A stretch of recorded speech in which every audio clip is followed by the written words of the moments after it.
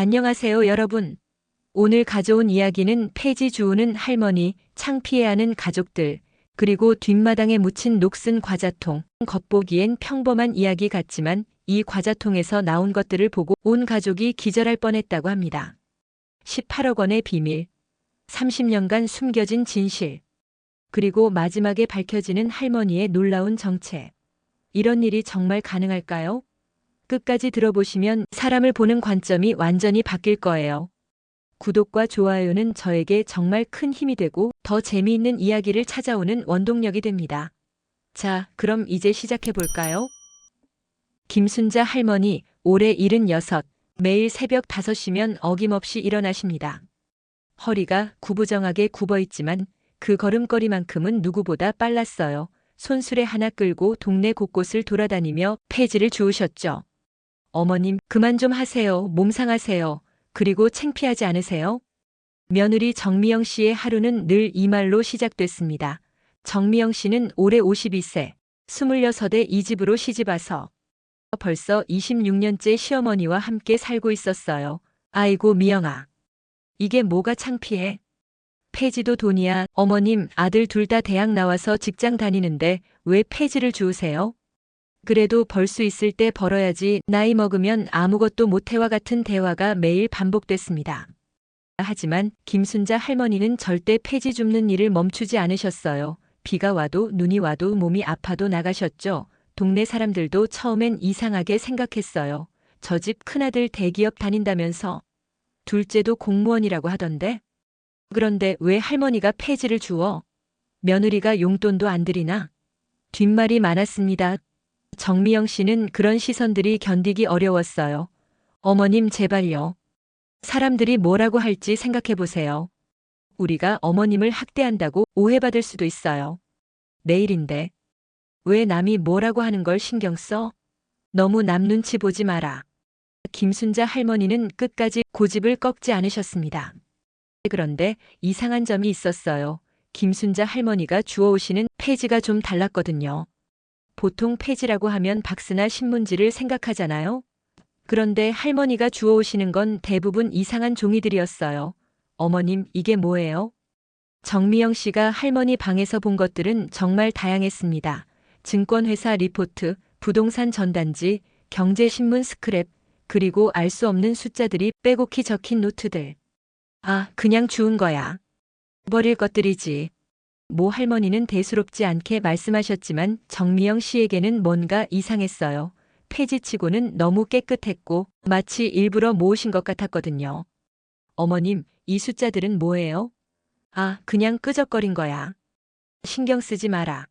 하지만 정미영 씨가 자세히 보니 그 숫자들이 단순히 끄적거린 게 아니었어요. 뭔가 규칙이 있어 보였고 날짜별로 정리까지 되어 있었거든요. 혹시 주식 하시는 거예요? 주식? 그게 뭔지도 몰라. 그냥 재미로 적어본 거야. 김순자 할머니는 웃으시며 말씀하셨지만 정미영 씨는 여전히 의아했습니다. 김태수 씨와 둘째 김태연 씨도 어머니의 폐지 줍기를 못마땅해 했어요. 어머니, 정말 그만하세요. 회사 사람들이 알면 어떻게 생각하겠어요? 태수 씨는 대기업에서 과장으로 일하고 있었어요. 체면을 중시하는 성격이라 어머니의 행동이 늘 부담스러웠죠. 형, 우리가 용돈을 적게 드린 건 아니잖아요? 왜 계속 폐지를 주우시는 거죠? 태연 씨는 공무원이었어요. 형보다는 덜했지만 역시 어머니의 폐지 줍기를 이해할 수 없었어요. 형제들은 매달 어머니께 용돈을 드렸거든요. 태수 씨가 30만 원, 태연 씨가 20만 원. 거기에 정미영 씨가 생활비로 드리는 돈까지 합하면 한 달에 100만 원이 넘었어요. 그런데 왜 폐지를 주우시는 거지? 가족들은 모두 의문이었습니다. 하지만 김순자 할머니는 절대 이유를 말씀하지 않으셨어요. 내가 하고 싶어서 하는 거야. 너희들은 신경 쓰지 마라. 그게 전부였습니다. 사실 김순자 할머니에게는 폐지 줍기 말고도 이상한 습관들이 많았어요. 매일 저녁 9시가 되면 할머니는 어김없이 뒷마당으로 나가셨어요. 그리고 거기서 뭔가를 하시는 것 같았는데 정확히 뭘 하시는지는 아무도 몰랐어요. 어머님, 뒷마당에서 뭐 하세요? 그냥 바람 쐬는 거야. 하지만 바람 쐬기에는 너무 규칙적이었어요. 비가 와도 추워도 더워도 꼭 나가셨거든요. 그리고 또 하나 이상한 점이 있었어요. 할머니는 절대 은행에 가지 않으셨어요. 용돈을 받아도 현금으로만 받으시고 어디에 보관하시는지도 알 수 없었어요. 어머님 돈 어디에 두세요? 통장 만들어 드릴까요? 통장은 필요 없어. 내가 알아서 할게. 그럼 어디에 보관하시는데요? 그건 내가 알 필요 없는 일이야. 할머니는 절대 말씀하지 않으셨어요. 가끔씩 집에 이상한 사람들이 찾아왔어요. 정장을 입은 중년 남성들이었는데 할머니와 몇 분간 이야기를 나누고 가곤 했어요. 어머님, 아까 오신 분은 누구세요? 그냥 아는 사람이야. 무슨 일로 오신 거예요? 별일 아니야. 신경 쓰지 마라. 할머니는 늘 그렇게 대답하셨어요. 정미영 씨가 자세히 관찰해 보니 그 사람들이 올 때마다 할머니의 기분이 좋아지는 것 같았어요. 그리고 그 다음 날에는 꼭 뒷마당에 나가서 뭔가를 하셨어요. 뭔가 이상해. 정미영 씨는 점점 의문이 커져갔습니다. 어느 날 정미영 씨는 우연히 할머니 방에서 낡은 공책을 발견했어요. 겉표지가 해져서 글씨를 알아볼 수 없었지만 안을 펼쳐보니 할머니의 글씨로 뭔가가 빼곡히 적혀 있었어요. 1994년 3월 15일 LG전자 1200원에 매수. 1995년 7월 22일 삼성전자 1만 5천 원에 매수. 1997년 12월 1일 마이너스 외환위기 모든 주식 매도. 1998년 3월 10일 바닥이라고 판단 재매수 시작. 뭔가 주식 거래 기록 같았어요. 하지만 이상한 점이 있었어요. 할머니가 주식을 하신다면 왜 계좌 개설을 하지 않으셨을까요? 그리고 이런 기록들을 왜 숨기시는 걸까요? 어머님, 이게 뭐예요? 정미영 씨가 조심스럽게 물어봤어요. 아, 그냥 끄적거린 거야. 신경 쓰지 마라. 할머니는 공책을 얼른 뺏어가시며 서둘러 서랍에 넣으셨어요. 그 순간 정미영 씨는 확신했어요. 할머니가 뭔가 큰 비밀을 숨기고 계신다는 걸. 2023년 10월 어느 날 평소와 다름없이 폐지를 주우러 나가신 김순자 할머니가 늦은 저녁에야 돌아오셨어요. 평소보다 훨씬 늦은 시간이었고 얼굴도 좀 이상해 보였어요. 어머님 어디 아프세요? 아니야, 괜찮아. 그냥 좀 피곤해서 그래. 하지만 할머니의 얼굴은 창백했고 걸음걸이도 평소와 달랐어요. 어머님, 정말 괜찮으세요? 응, 괜찮아. 내일부터는 폐지 줍는 거 그만둘까 해. 정미영 씨는 깜짝 놀랐어요. 그렇게 고집스럽게 하시던 폐지 줍기를 갑자기 그만두신다고. 정말요? 왜요? 이제 나이도 많고 몸도 힘들고 그리고 할 일도 다 한 것 같고. 할머니의 목소리에는 뭔가 다른 감정이 섞여 있었어요. 안도감 같은 것이었을까요? 아니면 아쉬움이었을까요? 그날 밤 늦게 할머니는 뒷마당에 나가셨어요. 평소보다 훨씬 오래 계셨고 정미영 씨가 창문으로 내다보니 뭔가 땅을 만지고 계시는 것 같았어요. 뭘 하고 계신 거지? 정미영 씨는 궁금했지만 나가서 확인할 용기는 없었어요. 할머니가 들어오신 후 평소와 달리 정미영 씨를 부르셨어요. 미영아, 잠깐 와봐. 네, 어머님. 내가 너한테 할 말 있어. 할머니의 표정이 심각했어요. 30년 동안 미안했다. 뭐가 미안하다는 거예요? 폐지 줍는 것 때문에 너희들이 창피했을 텐데. 그래도 끝까지 이해해줘서 고마웠어. 그리고 내가 죽으면 뒷마당을 잘 살펴봐라. 어머님, 갑자기 왜 이런 말씀을? 그냥 잘 살펴보라고. 그럼 내가 왜 폐지를 주었는지 알게 될 거야. 할머니는 그 말을 마지막으로 방으로 들어가셨어요. 정미영 씨는 뭔가 불안한 예감이 들었습니다. 그날 밤 김순자 할머니는 늦게까지 잠들지 않으셨어요. 새벽까지 방에서 뭔가를 정리하시는 소리가 들렸어요. 종이 넘기는 소리, 뭔가 쓰는 소리.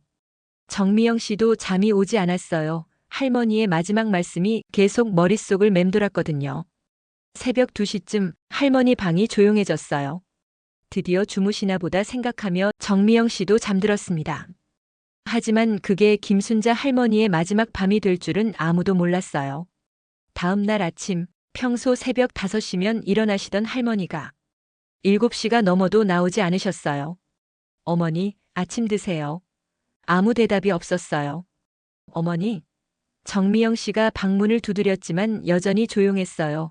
불안한 마음에 문을 열어보니 할머니가 침대에서 평화롭게 눈을 감고 계셨어요. 어머님, 어머님. 하지만 이미 늦었어요. 김순자 할머니는 그날 새벽 조용히 돌아가셨습니다. 의사는 노환으로 인한 자연사라고 했어요. 고통스럽지 않게 평화롭게 가신 것 같다고 했습니다. 갑작스러운 어머니의 죽음에 태수 씨와 태연 씨 형제가 급히 집으로 왔어요. 어머니가 갑자기? 어제까지만 해도 멀쩡하셨는데.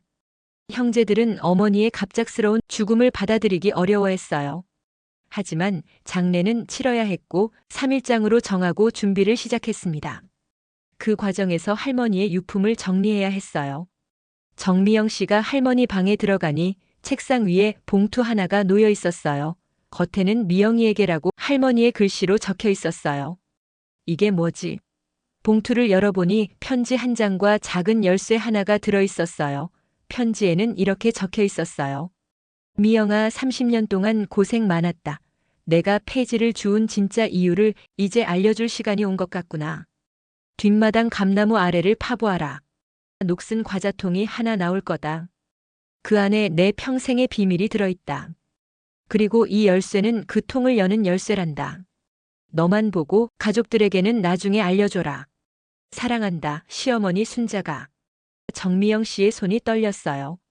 장례식이 끝난 후 정미영 씨는 혼자 뒷마당으로 나갔어요. 감나무 아래 자세히 보니 흙이 다른 곳과 조금 다른 것 같았어요. 정말 여기에 뭔가 묻혀 있는 건가? 정미영 씨는 조심스럽게 땅을 파기 시작했어요. 30cm 정도 팠을 때 삽에 딱딱한 것이 부딪혔어요. 뭔가 있어 더 파보니 정말로 녹슨 과자통이 하나 나왔어요. 꽤 큰 통이었는데 잠금 장치가 달려 있었어요. 정말 있었네. 정미영 씨는 할머니가 주신 열쇠로 통을 열어봤어요. 그리고 그 안에서 본 것들에 완전히 놀라고 말았습니다. 과자통을 열었을 때 정미영 씨가 가장 먼저 본 것은 낡은 통장 몇 개와 증권 계좌 관련 서류들이었어요. 이게 뭐지? 통장들을 하나씩 펼쳐보는데 마지막 기록 날짜가 몇 년 전이었어요. 정확한 현재 잔액을 알 수는 없었지만 기록된 금액들을 보니 상당했어요. 첫 번째 통장 마지막 기록 1억 8천만 원. 2020년 기록 두 번째 통장 마지막 기록 1억 2천만 원.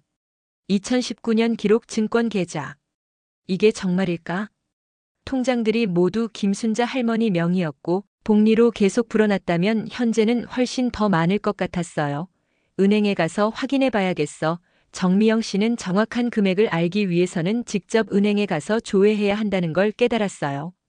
통장 밑에는 두툼한 서류 뭉치가 있었어요. 낡은 증권 거래 확인서들과 손으로 직접 쓴 투자 일지였어요. 날짜를 보니 1994년부터 2021년까지 거의 30년간의 기록이었어요. 어머님이 주식을 하셨다고? 투자 일지를 자세히 보니 할머니의 투자 실력이 상당했어요. 하지만 2021년 이후 기록이 없는 걸 보니 마지막 2년간은 어떤 이유 때문인지 직접 거래를 하지 못하셨던 것 같았어요. 그래서 정확한 현재 자산 규모를 파악하기 어려웠어요. 복리 효과를 생각하면 지금은 얼마나 될까? 1997년 외환위기 직전에 모든 주식을 매도하고 1998년 바닥에서 다시 매수를 시작한 기록이 있었어요. 2000년 IT 버블 때는 적절한 시점에 수익 실현을 했고 2008년 금융위기 때도 마찬가지였어요. 이건 전문가 수준인데? 그런데 더 놀라운 건 할머니가 폐지를 주우면서 얻은 정보들로 투자를 하셨다는 거였어요. 다음 날 정미영 씨는 할머니의 신분증과 상속 관련 서류를 들고 은행에 갔어요. 고인의 계좌 조회를 요청드립니다. 은행 직원이 컴퓨터를 확인하더니 놀란 표정을 지었어요. 확인 결과 총 자산이 18억 3천만 원입니다. 18억? 정미영 씨는 깜짝 놀랐어요. 과자통에서 본 기록보다 훨씬 늘어난 금액이었어요. 최근 2년간 자동 재투자와 배당금 재투자로 계속 불어난 것 같습니다. 할머니가 설정해 놓으신 자동 투자 시스템이 마지막까지 작동하고 있었던 거예요. 편지 뒤에는 할머니가 직접 작성하신 유산 분배 계획서가 있었어요. 큰아들 태수 5억 원. 자식들 교육비와 대출 상환에 사용할 것. 둘째 아들 태연 5억 원. 집 마련 자금과 안정적인 노후 준비에 사용할 것. 며느리 미영, 나머지 금액. 30년 동안 나를 성심껏 돌봐줘서 가장 많이 주고 싶다. 그중에 1억 3천만 원은 동네 복지관 기부. 혼자 사는 노인분들을 위해 사용해달라. 실제 금액이 예상보다 많았던 만큼 분배 금액도 더 늘어났어요. 정미영 씨는 혼자서 이 모든 사실을 알게 된 후 며칠 동안 고민에 빠졌어요. 이걸 어떻게 말해야 하지? 아들들에게 어떻게 설명해야 할지 막막했어요. 그들이 30년 동안 창피해했던 어머니의 폐지 줍기가 실제로는 이런 대단한 일이었다는 걸. 며칠을 고민한 끝엔 정미영 씨는 가족 회의를 열기로 했어요. 어머님에 대해서 얘기할 게 있어. 뭔데 그렇게 심각해? 태수와 태연이 궁금해했어요. 어머님의 유산이 18억이 넘어. 뭐라고? 형제들은 깜짝 놀랐어요. 18억? 어머니가? 어떻게? 정미영 씨는 차근차근 설명하기 시작했어요. 뒷마당에서 발견한 녹슨 과자통, 그 안에 들어있던 통장들과 서류들. 어머님이 30년 동안 폐지를 주우신 진짜 이유는 투자 정보를 수집하기 위해서였어. 말도 안 돼. 어머니가 주식을? 증거가 다 있어. 거래 내역서도 있고 어머님이 직접 쓰신 투자 일지도 있어. 정미영 씨는 과자통에서 나온 모든 것들을 보여줬어요. 태수와 태연은 한동안 말을 하지 못했어요. 어머니가 정말로 30년 동안 우리가 창피했는데 우리가 어머니를 완전히 오해했네요. 형제들은 죄책감에 빠졌어요. 그동안 어머니의 폐지 줍기를 그렇게 만류하고 창피했는데 사실은 가족을 위해 투자를 하고 계셨던 거였어요. 어머니한테 정말 죄송해. 태연이 눈물을 흘렸어요. 우리가 어머니를 너무 몰라봤어. 태수도 마찬가지였어요. 하지만 실제 상속 절차를 밟으면서 예상치 못한 문제들이 생겼어요. 상속세가 얼마나 나올까요?